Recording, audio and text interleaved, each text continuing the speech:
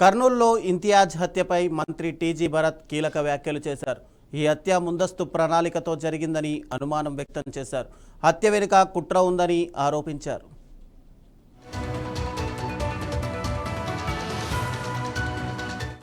హంద్రి నదిలో అక్రమ నిర్మాణాలు, కబ్జాల విషయాన్ని ఇంతియాజ్ తన దృష్టికి తీసుకొచ్చారని మంత్రి తెలిపారు. అక్రమ నిర్మాణాలను తొలగించాలని ఎంఆర్ఓకు చెప్పానని తెలిపారు. హత్యపై పోలీసులకు, ఇంటెలిజెన్స్కు సమాచారం లేకపోవడం ఆశ్చర్యంగా ఉందన్నారు. ఘటనపై పోలీసులు సీరియస్గా దర్యాప్తు చేయాలని ఆయన కోరారు.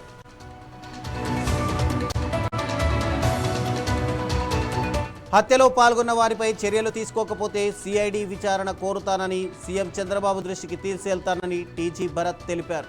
ఇక కర్నూలులో రౌడీలపై కఠిన చర్యలు తీసుకోవాలని డిమాండ్ చేశారు.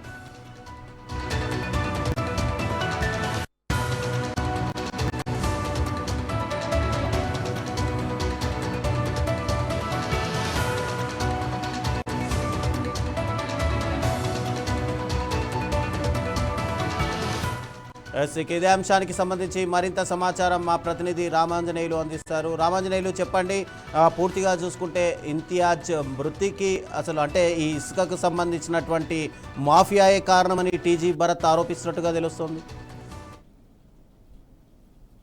Good evening Ravichandra. చూడొచ్చు, ఏదైతే ఇటీవల టీజీ భరత్ అనుచరుడు ఇంతియాజ్ విషయం అయితే అందరికి తెలిసిందే. అయితే మొదట కూడా చూసుకోవచ్చు, ఏదైతే కర్నూలు ఓల్డ్ టౌన్ లో జరిగినటువంటి ఈ హత్య అంటే ముగ్గురు స్నేహితుల మధ్య చిన్న చిన్న గొడవ అది హత్యకు దారితీసిందని చెప్పేసి ఆ గొడవలో ఆయన ప్రాణాలు కోల్పోవడం జరిగిందని చెప్పేసి అందరూ అయితే మొదట అయితే భావించారు.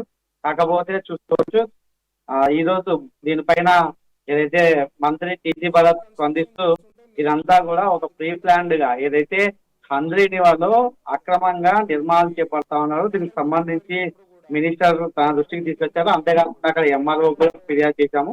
అయితే గత ప్రభుత్వంలో మాత్రమే తొలగించారు, మిగతా వాటిని కూడా తొలగించాలి, లేకపోతే మా టీడీపీ కార్యకర్తలు కూడా అక్కడ ఇళ్ల స్థలాలు వేసుకోవాల్సి వస్తుందని చెప్పేసి ఎంఆర్ఓకి అయితే చెప్పడం కూడా జరిగింది. అయితే కేవలం ఇది కంప్లైంట్ చేసినందుకే వైసీపీ వాళ్ళు కేవలం కంప్లైంట్ చేసినందుకే హత్య చేశారు, ఇంత కిరాతకంగా వేయించి అంటే ప్రశ్నిస్తే చంపుతారా అని చెప్పేసి కూడా ఆయన అయితే ప్రెస్ మీట్ అయితే ప్రశ్నించడం జరిగింది. అంతేకాకుండా చూసుకోవచ్చు, ఏదైతే వైసీపీ పార్టీ నేతలు వాళ్ళకు ప్రశ్నిస్తే ఇంత దారుణానికి ఒడిగట్టాలని కూడా నేను ఊహించలేదు. అయితే ఈ సమాచారం అంతా కూడా అంటే ఏదైతే ఇండియన్ కంప్లైంట్ కూడా వాళ్ళకి పెట్టడమే ఫేస్బుక్ లో అతని ఫోటో పెట్టి రిప్ అని పెట్టి పెడితే అది కూడా ఏదైతే ప్రెస్ మీట్ లో మంత్రి టీజీ భరత్ చూపించడం జరిగింది. మరి ఇంత జరుగుతున్నప్పటికీ కూడా ఇంటెలిజెన్స్ వ్యవస్థ ఏం చేస్తా ఉంది అంటే మంత్రులు ఎక్కడికి వెళ్తా ఉన్నది అనువనువు ఎప్పటికప్పటికి అయితే ప్రభుత్వానికి చేరవేస్తారు. మరి నిజంగా నగరంలో రౌడీ సీటర్లు ఇలా హత్యలకు పాల్పడుతున్న విషయాలు వాళ్ళకి తెలియదా? మరి ఇంటెలిజెన్స్ వ్యవస్థ పోలీస్ అధికారులు ముందస్తు అలర్ట్ అయితే ఇలాంటి మర్డర్ జరిగేది కాదు. అంతేకాకుండా ఇప్పటికి కర్నూలులో ఏదైతే 3 హత్యలు జరిగాయి, మరి ఇంటెలిజెన్స్ వ్యవస్థ కూడా పూర్తిగా వైఫల్యం చెందిందని కూడా అయితే ఆరోపించారు. అంతేకాకుండా ఈ విషయానికి సంబంధించి ఎస్పీతో కూడా మాట్లాడినప్పుడు ఎస్పీని కూడా ముందుగా అయితే ఏదైతే చిన్న గొడవల మధ్యలోనే ఇంతియాజ్ అయితే మృతి చెందడం జరిగిందని చెప్పేసి కూడా చెప్పారు. తర్వాత తనకు వచ్చినటువంటి సమాచారం కూడా పోలీసుల దగ్గర లేకపోవడం నిజంగా విడ్డూరం అని చెప్పేసి అయితే ఆయన అయితే ఆరోపించారు. కాకపోతే చూడవచ్చు, ఏదైతే కర్నూలు నియోజకవర్గంలో ఈ హత్యల గల కారణాలు ఏదైనా కావచ్చు, ప్రశ్నిస్తే చంపుతారు. తర్వాత ఏదైతే ఈ హత్యలో ఉన్నటువంటి నిందితుడు అంటే ఇటీవల జైలులో నుంచి వచ్చేటప్పుడు కూడా ఏదైతే నేను త్వరలోనే అతన్ని చంపి జైలుకి వస్తానని కూడా చెప్పినప్పుడు మరి ఇంటెలిజెన్స్ పోలీసు అంటే సామాన్యంగా తెలుస్తున్నటువంటి విషయాలు ఇంటెలిజెన్స్ వ్యవస్థకు తెలియదా? ఏం చేస్తా ఉన్నారు పోలీసులు అని కూడా ఆయన ప్రశ్నించారు. అయితే దీనికి అందరికీ సంబంధించి కూడా ఏదైతే ముఖ్యమంత్రి చంద్రబాబు నాయుడు దృష్టికి అయితే ఈ విషయాన్ని తీసుకువెళ్ళడం జరుగుతా ఉంది.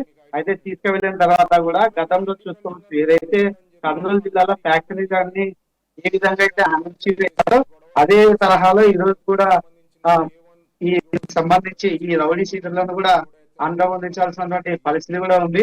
ఇప్పటికైనా సరే ఏదైతే ఈ రౌడీ వ్యవస్థ తమ పనులు మానుకొని సక్రమంగా ఉండకపోతే నిజంగా టీడీపీ అధిష్టానం పెద్ద చంద్రబాబు నాయుడు దృష్టికి తీసుకువెళ్ళి పోలీస్ వ్యవస్థ వాళ్ళందరినీ కూడా వాళ్ళ ఆటలు కట్టించే విధంగా కఠిన చర్యలు తీసుకునే విధంగా కూడా నేను ముఖ్యమంత్రి చంద్రబాబుతో అయితే మాట్లాడడం జరుగుతుందని చెప్పాడు. ఓవరాల్ గా చూసుకున్నట్లయితే ఏదైతే ఇతని మధ్య జరిగినటువంటి ఒక చిన్న గొడవ కాదు, ఇది ప్రీ ప్లాన్డ్ గా వైసీపీ వాళ్ళు చేసినటువంటి వైసీపీ నేతలు ప్రేరేపించినటువంటి ఒక హత్యనే. కాబట్టి ఇప్పటికైనా సరే వైసీపీ పార్టీ పెద్దలు కూడా తమ కింద ఉన్నటువంటి క్యాడర్ కి ఏ విధంగా నడుచుకోవాలి, ప్రాణాలు తీస్తే వారి కుటుంబాలపై ఏ విధంగా ప్రభావం పడుతుంది, ఇవన్నీ కూడా ఆలోచించుకొని కింద ఉన్నటువంటి నేతలకు చెప్పాల్సినటువంటి అవసరం ఎంతైనా ఉంది.